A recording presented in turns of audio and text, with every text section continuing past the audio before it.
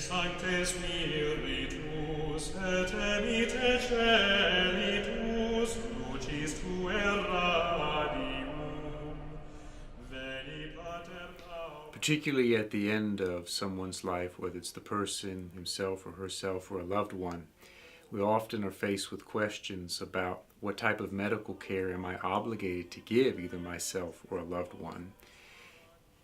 The spectrum is wide, and this is where it can become daunting when the doctor or the medical professional says these are the various treatment options that are available to us.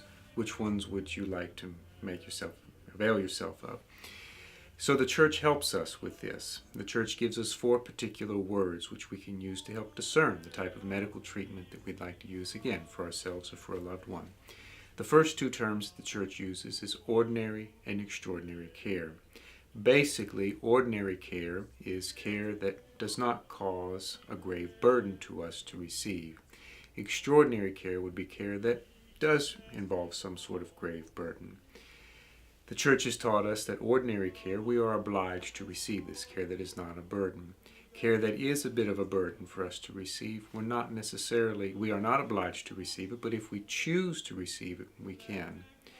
The interesting example of this is the king of Saudi Arabia a few years ago needed a particular surgery that only a doctor in New York City would do, and so he flew his personal 747 jumbo jet from Riyadh to New York City to have this particular surgery. Now, most of us do not have our own personal 747 jumbo jet. We can't afford to fly across the world for particular surgery.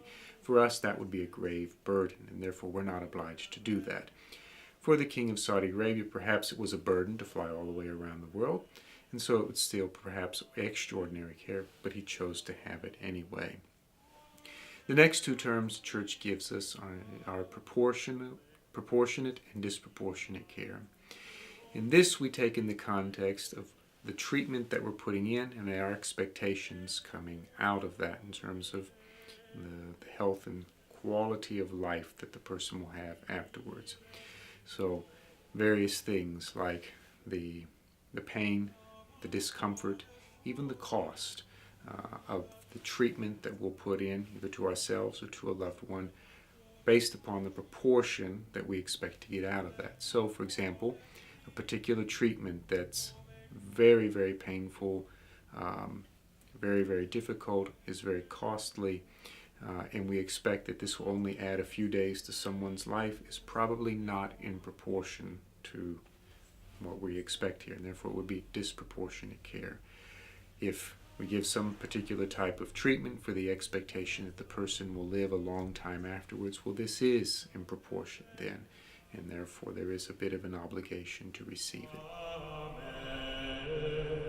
Alleluia.